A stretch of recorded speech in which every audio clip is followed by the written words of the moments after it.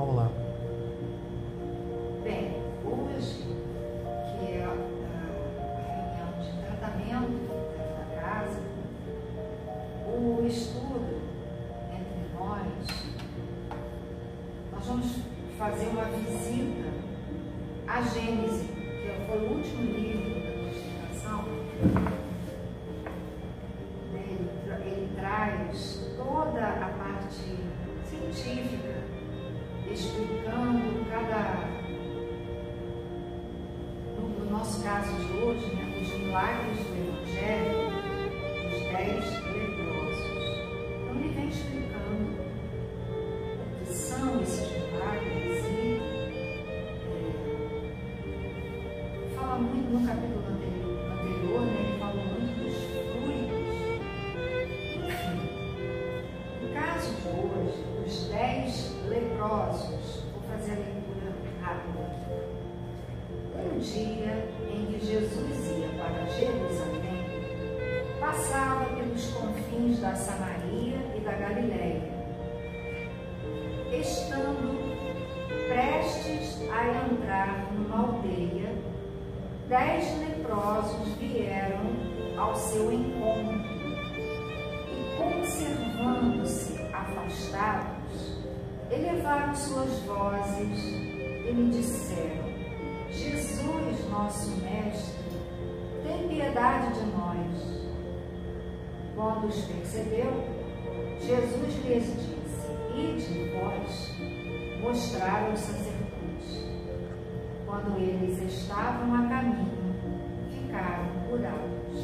Um deles, vendo que estava curado, voltou sobre os seus passos, glorificando Deus em altas vozes, e foi lançar-se aos pés de Jesus com o rosto na terra, a lhe render graças, e esse era samaritano. Então Jesus disse: Todos os 10 não foram curados? Onde estão os outros 9?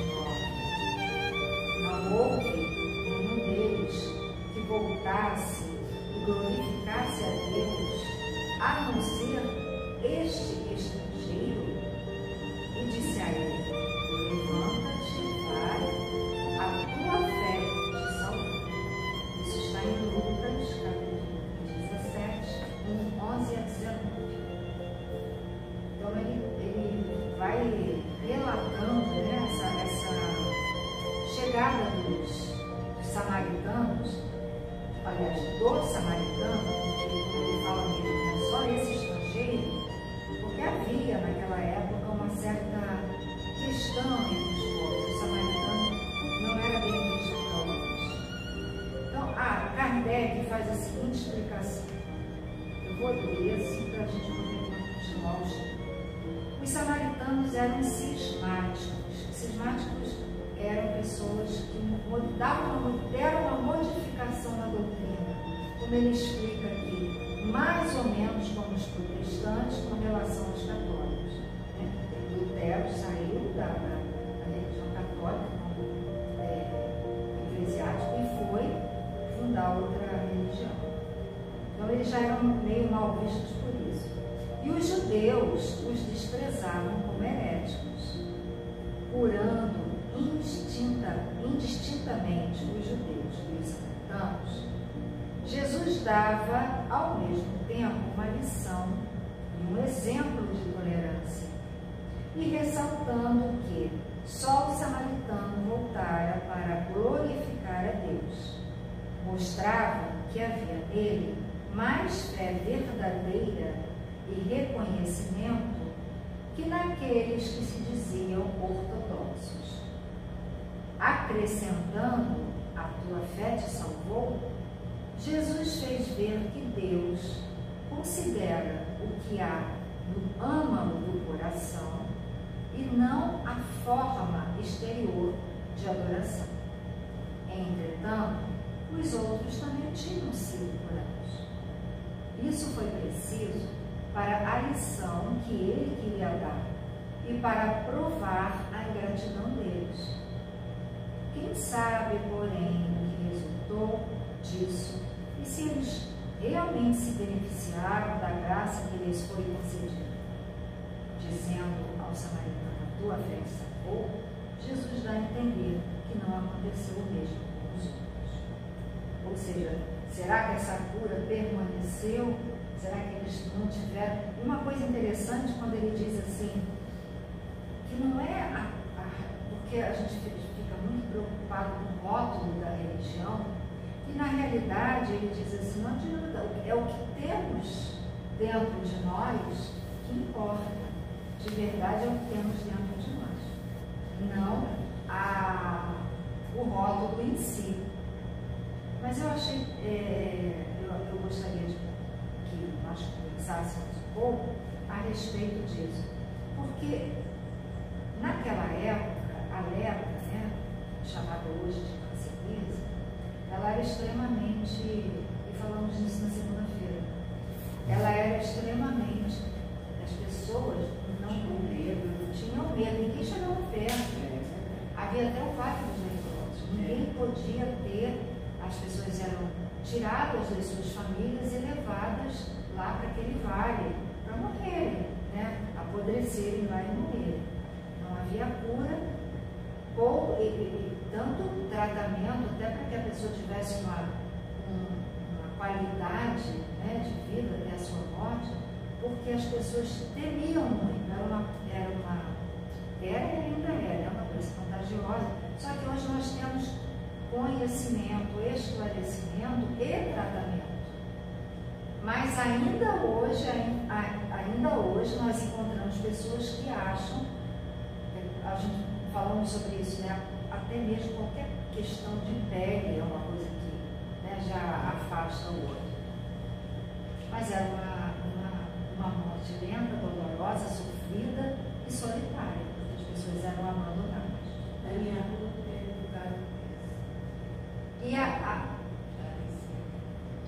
mãe da matriarca da família, na ocasião, ela foi morar lá no Curitiba.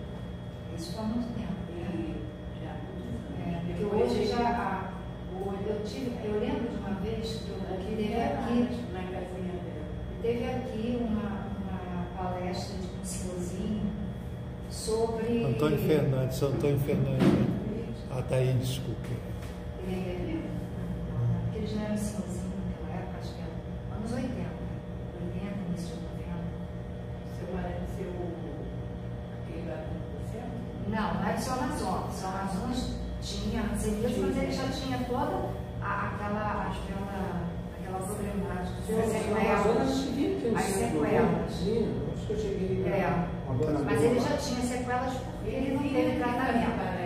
Isso. E aí quando eu vi nessa palestra, foi muito legal, que eu cheguei aprendi um monte de coisa, aprendi que o contágio não é uma coisa assim, deu o espírito, todo mundo pegou, não é assim.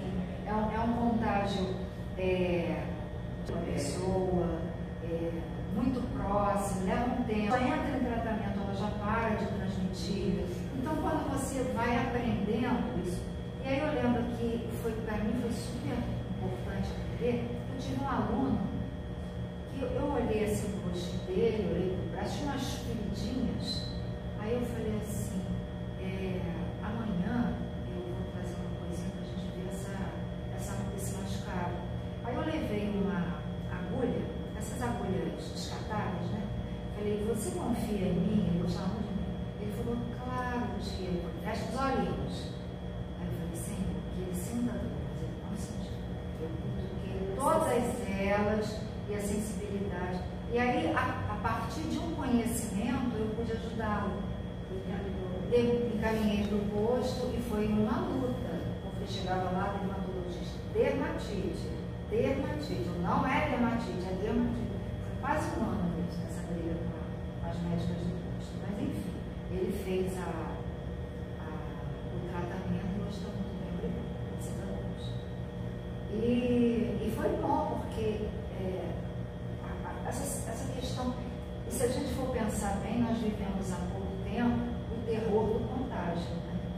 Não era a lepra, mas era um outro terror de contágio. Tinha o problema da AIDS também. Aqui foi um terror também. Pois é. Então, voltando dos leprosos, é interessante que esse que se destacou até sendo um samaritano, o que mostrou para nós que não é o rótulo, mas que ele tinha por dentro, né? E é interessante a Kardec vir trazer. Será que os outros se mantiveram? Será que deu tudo certo? Porque muitos milagres de Jesus voltaram a coisa voltou. Por quê? Porque não houve modificação dela, né? Então, olha só, eu trouxe aqui esse livrinho aqui, nós fizemos o estudo dele durante a pandemia. E aí eu vou, com ele, eu vou colocar a primeira questão para nós. Aí ele fala dos 10 leprosos, que eu já li. Os leprosos se creram e crendo se puseram mãos. E outra coisa, ele queria que lá os doutores da lei soubessem que houve, né? Que o pessoal queria que eles soubessem, né? Olha, aconteceu. Você não me deu o microfone, né? Não. Você, né? Com esse, agora eu falei. com esse o microfone não funciona. Ah, é? Ah, então tá. Mas acho que dá para eu ouvir. Tá, já fizemos o teste. Olha só, a maioria de nós, a questão que eu quero trazer para nós é essa, que ele colocou aqui, o projeto Filomeno de Miranda, Manuel Filomeno de Miranda. A maioria de nós não curamos males porque não movimentamos as forças da alma, ficamos parados ou não seguimos a ordem de caminhar que nos é enviada por Deus. Também a falta de confiança. Falta de fé. A fé, a confiança. Quando Jesus fala, vai, profetiza um pouco, vai e não voltes a pecar para que não te aconteça coisa pior. Falta de Então, Deus, né? quando Jesus fala, vai e não voltes a pescar, ele está dando o roteiro do pós-cirurgia, você tem todo o tratamento para você fazer depois. Se você não quiser, pode até atrapalhar, né? Jesus dá para eles, o roteiro do que eles têm que fazer para que eles possam realmente adquirir a cura integral. É a reforma íntima. Se você não se melhora interiormente, se você não se volta para Deus, como o Marcos está falando aqui, você não adquire essa cura integral, né? E aí você volta a ter as mazelas que você tinha antes, não é isso? Você tem que seguir para Deus, né? Sabe? Como o Elcio estava falando, é a falta de fé também, né? Porque a gente tem todas as ferramentas para a gente se melhorar, para a gente crescer. Só que a gente continua naquele círculo vicioso, né, de que tá tudo bem, então vou aproveitar, e realmente não sabe o quanto ele está se prejudicando, né? Tem aquela melhora, mas não mantém, porque não faz a manutenção, vamos dizer assim, né? De casa. É isso aí, o dever de casa, é assim. Então a fé, no caso que vocês estão colocando, seria as forças da alma aqui, movimentar as forças da alma. E aí no texto que ela leu no início, falava sobre a ideia do pensamento, né? A questão do pensamento Positivo, né? O pensamento tem que ser positivo. Não acreditar aí vem a fé, né? Eu tenho fé de que eu vou ficar bem. E se eu não puder ficar bem, porque às vezes a cura não acontece, até mesmo Jesus colocou isso várias vezes, né? A cura não acontecia porque não era para acontecer. Se a gente for pensar bem, aquele médico Zé Arigó, por que ele ficou tão doente do coração? Por que ele, né, acabou com aquela... Por que ele não era curado se ele curava tanta gente? Ele precisava vivenciar aquela enfermidade. Porém, a fé é a confiança que o leproso foi lá, essa fé, essa confiança acalma o coração, nos dá pacificação para poder lidar com aquilo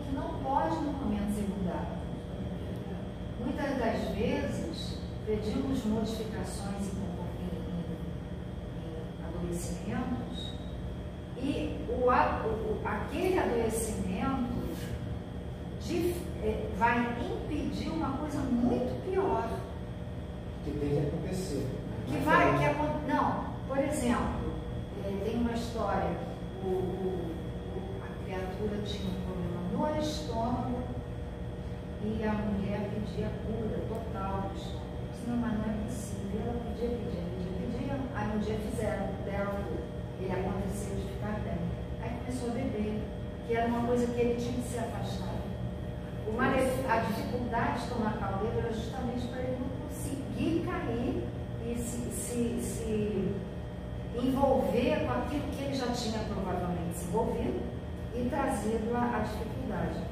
Tinha um caso também do Chico, nessas historinhas dele, que a mãe reclamava, parece, do filho que não ficava curado, que estava em cima da cama há muitos anos. E aí teve um esclarecimento que Chico deu através, acho que de Emmanuel, que ele não poderia não, porque senão ele era suicida no sentido de não sei quantas vezes das encarnações dele. Se ele ficasse bom, ele iria fazer de novo. Aí, lembra dessa história? Lembro sim. Tem até uma história que ele perdeu depois perdeu todos os membros. É uma coisa assim, a gente já leu e já estudou muita coisa. Na verdade, isso mostra, e isso demonstra para a gente, nós, na nossa dificuldade ainda de espíritos imperfeitos, nós não temos visão do que seria e do que não seria. Né?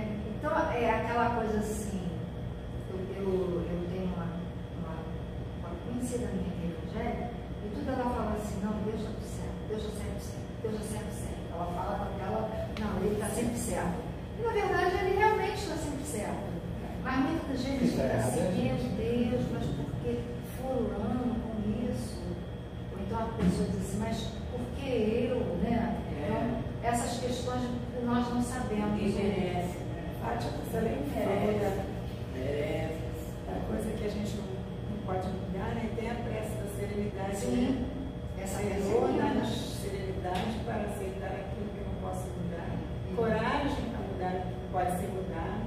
E sabedoria para distinguir uma coisa da outra. Essa é a grande dificuldade. Como é que a gente vai saber distinguir o que não pode ser mudado, que precisa ser aceitado, e aquilo que pode ser mudado? É um trabalho interior nosso, realmente. Saber, né? Saber. Muitas das vezes a gente repete muitas coisinhas quando vai encarnar, né? De acordo com a situação de cada um. Às vezes é pedido algumas situações difíceis para desafio dele. E chegar aqui a gente esquece que é mudar. Tem uma coisa assim de que aquilo que está previsto no nosso karma, a gente precisa passar até para expurgar, né? Como se fosse um tumor que precisa ser expurgado mesmo. O doutor Paulo César seja curado realmente. É bem interessante. Pessoas com câncer, às vezes é importantíssimo aquele câncer para que a pessoa se liberte de um tumor muito sério adquirido em outras encarnações. Então, aquilo ali vai promover uma limpeza. Olha só. O doutor Paulo César, ele fala isso, que o câncer, em todas as situações, ele é uma grande bênção. Só que para nós é uma coisa. Como assim? Como assim uma bênção? Né? Porque é sofrido. Carlos Lucas, ele fala, da outra vez que nós estudamos a hemorragia, ele falou qual é a hemorragia que nós temos, né? A nossa hemorragia. E aí outra questão assim, para a gente conversar, porque no caso, vamos pensar, lepra física, atacando o corpo físico, mas também tem aquela lepra da alma. Da alma é bem difícil, né, de ser expurgada. É mais difícil. Na verdade, lepra significa sujeira. O significado da palavra é sujeira. E quais são nessa nesse nosso momento, né? O quão somos poucos ou menos ou muito leprosos da alma, né? Com essa coisa a serem. Se eu não estou enganada, a Madalena também, né? Ela acabou leprosa.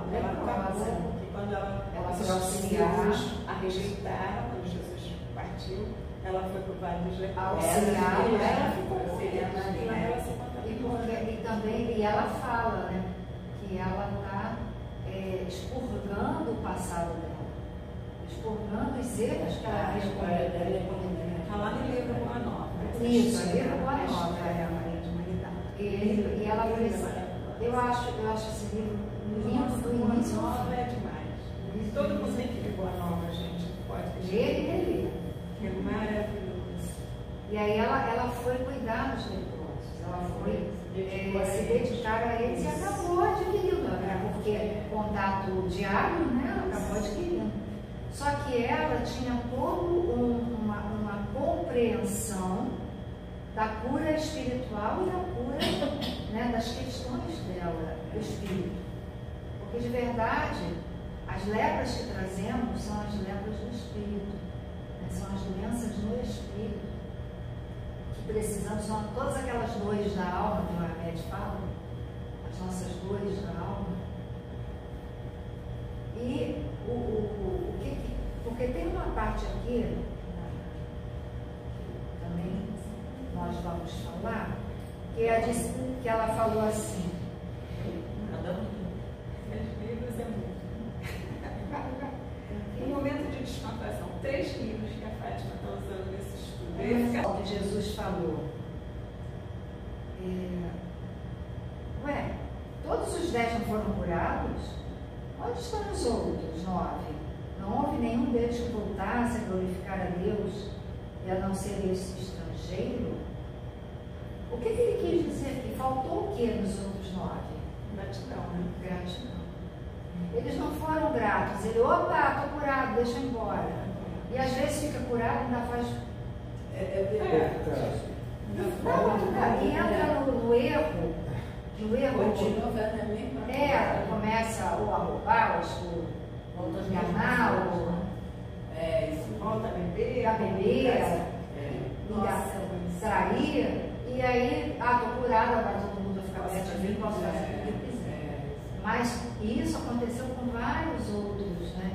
Será que eles se mantiveram curados? Foram poucos os que se mantiveram curados. Faltou a gratidão e a consciência de que vai e não perde mais. A cura integral só vai se dar quando você for grato e se reformar interiormente. Se não tiver isso, a cura integral a gente não vai conseguir. E às vezes tem situações que a gente quer que aquilo mude e não muda, fica ali. Então aquilo vem na mente da gente sair e aprendizado, de paciência, de tolerância, de tudo. E a gente fica querendo que aquilo mude igual sempre. Falta a gratidão, a consciência da nossa participação no processo. E aí, quando a gente fala da reunião de tratamento, muita gente procura, as pessoas procuram o quê? O milagre. Querem tudo fácil. Procuram que o outro venha As igrejas estão assim. E tira de mim aquilo, mas eu não participo desse processo. Não vou ter trabalho. E essa é a grande questão, que eu preciso participar do processo. Se eu não participo do processo, eu não vou ter um crescimento interno, eu não vou me autoavaliar, eu não vou ver a trave que está no meu olho, e eu só fico querendo criticar o outro, mas eu não vejo a mim mesmo. Então, o grande convite do mestre é que nós comecemos, quando a cura do cego, que ele largou a capa, já veio outro, pegou a capa, ele já não podia ser. Ele queria, mas ficar curado, não ter mais a tal da capa, que dava condições para ele de ganhar esmola, Eu não vou ganhar mais esmola, eu vou precisar fazer o quê? Arregaçar as manguinhas e trabalhar. E muitas pessoas ficam presas, e a gente encontra isso, uma situação bem próxima a nós, da pessoa que quer controlar uma família e se mantém doente, porque é aquele momento, aquela situação, eu preciso para me vitimizar, né? Fica eu só coitadinha, então todo mundo tem que fazer as coisas por mim. Então, quando a gente abre o coração para pensar assim, eu vou naquela casa porque tem um tratamento de cura, eu não vou para que eles, eu quero aprender como que eu faço para eu ajudar, com o pensamento, com a minha postura, né? Com a minha atitude, qual é a energia que eu estou jogando, como ele falou aqui antes, anteriormente, os fluidos, que energia é essa que eu estou jogando lá? Quem eu estou atraindo? Se eu estou, e a gente vivenciou logo no início, quando a gente vivenciou essa pandemia, onde as pessoas ficaram enlouquecidas, e ainda muitos estão enlouquecidos. Ficaram com medo. A única coisa que me incomodava muito naquela pandemia era aquele absurdo, daquela violência que fizeram, de não pode ficar perto, não pode visitar o doente, não pode enterrar, não pode fazer isso. E aí você ficava com outros medos, né, com outras coisas. Então, é importante a gente ter a certeza de que eu vou atrair aquilo, se eu pensar mal, eu vou atrair. Se eu achar que aquela doença vai chegar a mim, eu vou atrair. E se eu não tiver fé em Deus, eu vou atrair. Agora, se aquela doença for parte da minha história, aí eu tenho que atrair o quê? Calma, tranquilidade, equilíbrio, sabedoria. É isso que eu preciso atrair. Porque não tem jeito. Como a minha mãe, ela teve uma vida de enfermidade.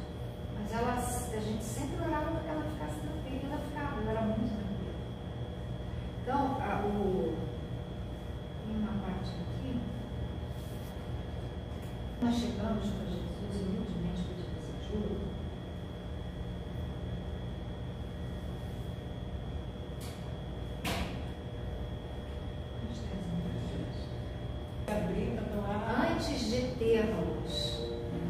Antes de termos a lepra no corpo, temos a lepra no espírito.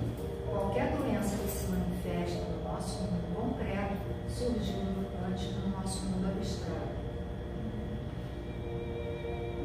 O leproso nos ensina que antes de qualquer coisa, a pedir a Jesus que nos purifique, isto é, que nos ajude a realizar o trabalho de purificação interior, que nada mais é do que limpar a alma das impurezas que nos tornaram infelizes. Foi como a Maria Madalena fez, né? Pedimos a Jesus que Ele nos ajude a perdoar, que estejamos limpos dos detritos da mágoa. Tudo isso são as lepras que vêm para nós, para o nosso espírito, né? Peçamos a Jesus que o ódio não faça morada em nós, que a tristeza não nos domine. Jesus tem o poder de nos purificar quando queremos ardentemente nos ver livres das impurezas que nós mesmos nos permitimos ter. Jesus também deseja nos limpar. Vamos cair de joelhos diante do Mestre. Ajoelhe-se em espírito, reflita sobre as suas impurezas, queira ardentemente se libertar delas. Diga a Jesus que você quer ser purificado e Jesus, olhando nos seus olhos, repetirá a você o que disse ao leproso: vá, você está curado. Eu gosto muito dele.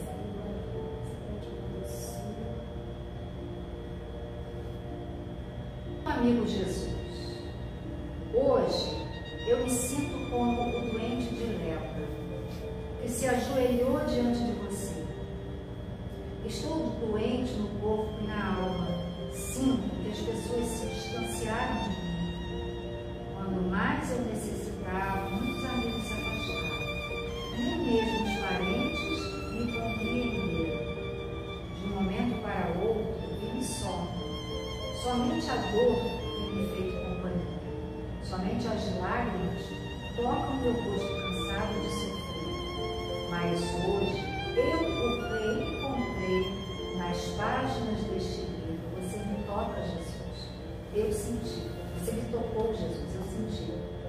Você não me disse qualquer palavra, mas eu compreendi, mestre. Compreendi que minhas dores representam o processo de drenagem das impurezas de minha alma, que era também tão egoísta quanto as pessoas que me largaram a própria sorte. Eu mesmo me abandonei, Jesus. Não me dei amor, respeito, consideração e fiquei cobrando isso dos outros. Enquanto eu tinha alguma importância no mundo, as pessoas me consideravam. Depois que eu perdi tudo, fui caindo no esquecimento daqueles que me bajulavam. Confesso que eu também agi desta forma com muitas pessoas. E hoje, você me deu a mais linda lição de amor que eu pude sentir em minha vida. Estou aqui, doente, miserável, abandonada, esquecido, sem nada a oferecer aos mais pobres, e você vem me visitar, vem estender a sua mão amiga, seu sorriso meigo, seu olhar de misericórdia. Purifique-me, Jesus. Lave as feridas do meu egoísmo